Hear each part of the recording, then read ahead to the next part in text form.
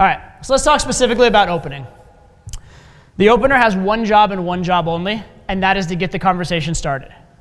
Do not try to open your way to the bedroom.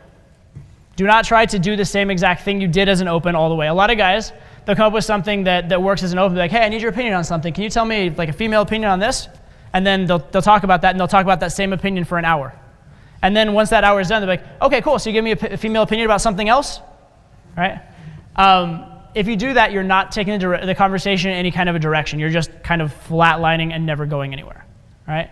And that's actually a decent open. It's a decent way to open, but the open isn't designed to be your whole set. It's not designed to get you there. The other thing guys do is they will open with a close. Right? If you walk up to a girl and you say, hey, you're hot, I want to fuck you. Is that a good open or a bad open? Well, if you have really, really terrible game throughout everything else, it might be a good open. Because you'll get that one girl in like 500 that'll say yes, right? That might be your best option if you have terrible game. But if you have really like pretty decent game beyond that, what you're doing is you're narrowing the funnel too fast, right? With every open, every time you start a conversation, you're making a choice of how much risk to take. And there's a right amount and a wrong amount. So if you say like, I like you, let's fuck now, what you're doing is if you consider this, actually I'll draw it as long as I have it.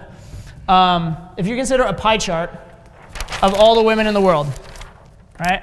This is your all the women in the world chart. If you say let's fuck now, what you're getting is this really tiny sliver of girls that will respond to it.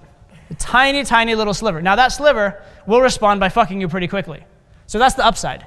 The upside is when they say yes, you'll get sex quickly. The downside is you're going to have to go through a lot of approaches to get a yes, okay?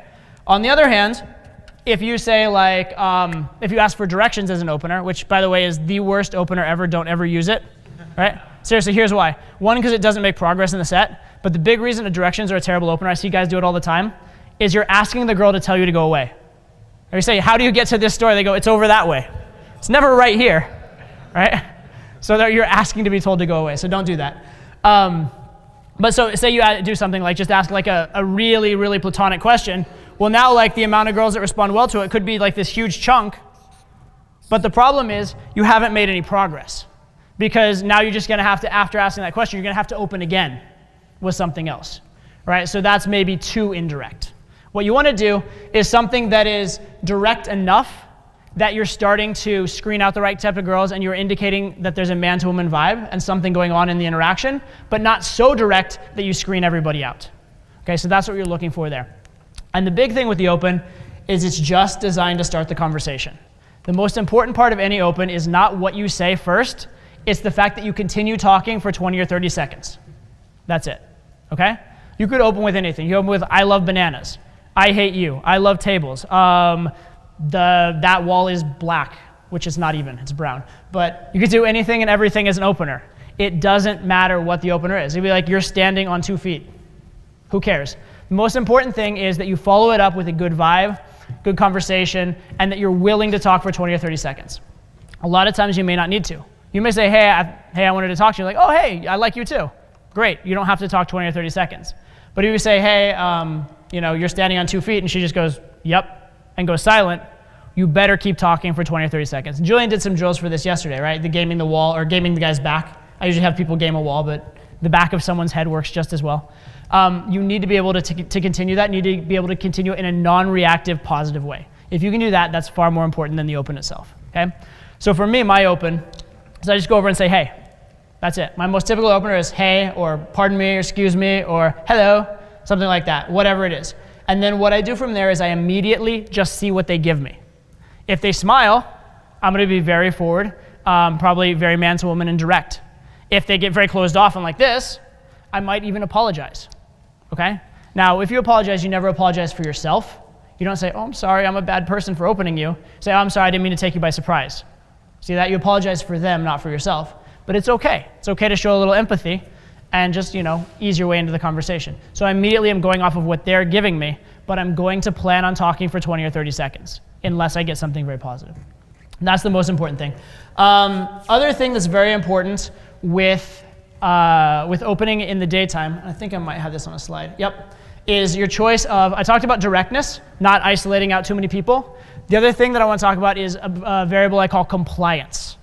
Compliance basically means how openable is she, Okay? How easy is she to open?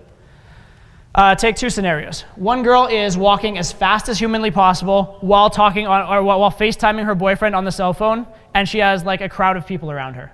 That's girl number one. Girl number two is standing, doing nothing quietly. Which girl's easier to open? Whoever said one is crazy. Second one, right? Second one's much easier to open because she's not doing a lot of other stuff, right? That's what I call a highly compliant set. Most compliant set I can think of is a girl sitting down all by herself with all her stuff scattered around her that it would take her 5 minutes to pick it all up. So even if you have a shitty open, she's not going anywhere, all right? That's the ultimate most compliant set, all right? But the great thing here is that the more compliant the set is, the more direct you can be, okay? Because the more you can mess up a little bit without it ruining the interaction. The less compliant the set is, the less direct you can be. So that applies to your verbals. It also applies to the decision of whether to walk with a girl or whether to stop her. And that's one of the biggest decisions when doing opening moving sets, is the decision, do I try and walk with or do I try and stop, okay? If she's highly compliant, you want to try and stop her, because stopping is better, period. If you can stop her, stopping is better, because now you're having a normal conversation, you're not chasing her, she's in your frame, you're leading. But the girl's walking super fast and trying to stop her will just get you brushed off. You're better off walking with and doing the less good option than to do the option that's guaranteed to fail. Make sense? So you're judging compliance, right? How compliant is the set? How direct can you be? And how direct you can be is going to have to do with compliance. It also has to do with personal style, right? Some guys don't want to waste time on girls that don't like them very much. In that case, they'll do a more polarizing opener.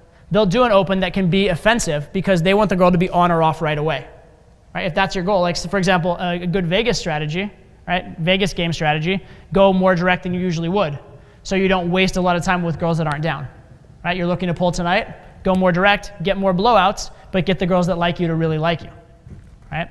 On the other hand, other guys prefer to go in, have a normal conversation to work from there. In that case, stylistically, they should choose a less direct and less polarizing type of approach. So it's partly a personal preference as well. It's partly what you're looking for in your game. Okay? So that's a little bit on sort of how to open, compliance, directness, etc. Next concept, and this is huge. Can we do lights, please? This is one of the biggest questions I get asked in game over and over and over again. In fact, like 2 of my top videos on YouTube are like this title because so many guys want to know this. How do you be persistent without being needy? Right? How many people have trouble with this? Right? You think, oh, I want to be persistent, I want to keep following up, or I want to call her or text her right away, but I don't want to be needy. Right? How do you deal with that? Or like I saw this girl earlier and it was going well and I want to reapproach, but I don't want to be that needy guy. Okay? Here's what you have to understand. There's a fundamental difference between the two. Do you guys know the phrase correlation is not causation? Do you guys know what that means? Just because 2 things happen together doesn't mean they're related. So for example, they have all these weird statistics like when the National League team wins the World Series, the Democratic president wins or whatever. Do you think there's actually a relationship between the two? No. It just happens to be that over a period of time, the number is skewed that way. And so it's correlated, but there's no causation, right? But other things, there is causation. Like the relative humidity goes up, it rains. There's definitely causation there, right? So sometimes correlation does mean causation, sometimes it doesn't, but it doesn't necessarily mean it. And persistence and neediness are like that. Persistence is quantity. Neediness is quality. Okay, so persistence is the amount of conversation. Neediness is that your conversation is of a particular nature. All right, now there is a correlation because when people do get needy, they tend to persist too much, or they tend to get obsessive and persist. Like you guys have maybe seen the phone scene from Swingers where the guy calls and calls and calls and calls. All right, that's where neediness led to a lot of persistence. There also is sort of the fact that if you are persisting very hard, in your brain you have to justify why you're persisting, and also you want an outcome, so the more you want that outcome, the more you feel needy, right? But understand that the two are not fundamentally the same thing, okay? Persistence is how often, neediness is what the quality of the interaction is, right? Correlated but not causational. Okay, so you can be extremely persistent in a non-needy way, right? So for example, if I am talking to a girl who's giving me almost nothing, and my voice is rising in pitch, and everything sounds like a question, and I'm pleading with her to pay attention to me, that's extremely needy. That same girl's giving me nothing, and I'm talking continuously, but I'm talking from a frame of I'm cool and I don't know who you are, and I seem to be having fun, and I'm making jokes and have a smile on my face. I'm being equally persistent, but I'm not being needy. Does that make sense? Because I'm being a leader, because I have the right frames, because I'm self-amusing. Okay? So neediness is all about the frame that you have, not about the amount of conversation. In fact, you could say like, take me and the girl I'm currently dating. I see her almost every day, talk to her pretty much every day. Is that needy on my part? No, not because of the relationship we have. In fact, if anything, like I'm like so far away from needy, it's absolutely like ridiculous, right? And in fact, if anything, I'm like too far on the non-needy side, even though I'm talking to her constantly, right? Because the quality of our interaction is that I have value, we have a great relationship, and I don't need anything from her. I appreciate her, I love her, I want her, but I don't need her, okay? So understand that difference in quality versus quantity. How many people would take that as a rejection right there? Be honest and raise your hands. Yep. Like a little bit of party ambition, if you will, as far as it goes. Yeah. So notice there, I do jump across, I do go pursue her, but it's not like, no, please don't leave. There's nothing needy about it. I just keep talking exactly as I was before, and I walk over like this. Ask yourself this. If you were shopping with a girlfriend, and she was genuinely looking for clothes while talking to you, and she moved from one rack to another, would you be like, oh, fuck, my girlfriend rejected me? No, you wouldn't, right? That frame is in your head, right? It exists in the real world a little bit. A little bit, it's true. Mostly it's in your head. Mostly it's your belief, right? So I act exactly the same way I would if it was my girlfriend. I keep talking exactly the same way I was before. I walk over, continue the conversation, right? Assume that she likes me. Here's the great thing about being assumptive. If you assume that she likes you and you're right, are you going to behave in the right manner? Yes or no? Wow, no participation. If you assume that you behave in the right manner, if you assume that the right things are good, are you going to behave in the right manner? Yes or no? Yes, good. If you assume that she likes you and you're wrong, are you going to still behave in the right manner? Yes. Okay, that's the great thing. It doesn't matter whether you're right. It's still the right behavior. Okay? If she likes you, you're going to do it just right. If she's neutral, a lot of the time assuming that she likes you is going to convert her to liking you. And if she doesn't like you, occasionally it'll convert her. And if she doesn't like you anyway, who cares? That one was already lost. All right? So you're much better assuming that she likes you even if you're wrong. Right? It's just a better frame to have. Right, and then she walks away again, and again I follow her, but this time I'm actually a little stubborn. I'm like, no, stay here 2 seconds. Right? Because it's at the point where following her is becoming annoying. Right? Following her is becoming a minor annoyance. And at this point, it's like, look, I'm entitled. I'm entitled. You should pay attention to me. Right? At a certain point, being too non-needy is actually lower value. Wrap your head around that one for a second. At a certain point, being non-needy is low value. Here's an example. This happens all the time. Say you're texting with a girl, you're trying to set up a date with her. And you set up plans, like say you make plans on Tuesday to go out with her on Wednesday, right? But you didn't set like a particular time, which is a mistake, by the way, but you did it. You didn't set up a time. So you have to confirm and figure it out the next day. So you text, hey, we still on tonight, or hey, what are we doing tonight, or whatever, something like that. And say you were planning tentatively on like 7, it's now like 3 p.m. And you're like, hey, what are you doing tonight? It gets to be 5 p.m., you still haven't heard back from her. A lot of guys are saying, be like, oh, I don't want to text again because that's needy. If I text again, I'll be needy, I'll be try hard. What would you do if it was your friend who you expect to see? You'd call him maybe, or you'd just be like ... question mark. That's my favorite. Like my favorite text of all time, ... question mark. Right? It just says, I'm entitled. It means I'm a person who deserves a response. Where's the response? Right? And being entitled, even though you're following up, even though you're being more persistent, is less needy than not. Right? If you don't follow up, you're conveying, I don't think I deserve you. That's actually more needy in a way. Does that make sense? Okay? So here, she walks away from me again. I'm like, hey, stay 2 seconds. I have to go in a minute. Stay 2 seconds.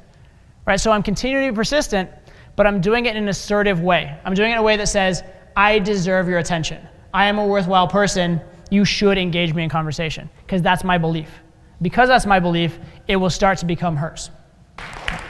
So there's a set where she's kind of blowing me off a little bit, not like overtly hard blowing me off, but she just like hasn't bought into the fact that I'm high value and like should be the center of her attention yet. But over time, she gets a greater sample of my personality and she'll realize it. And that should be your frame and your vibe. Here's the way I think.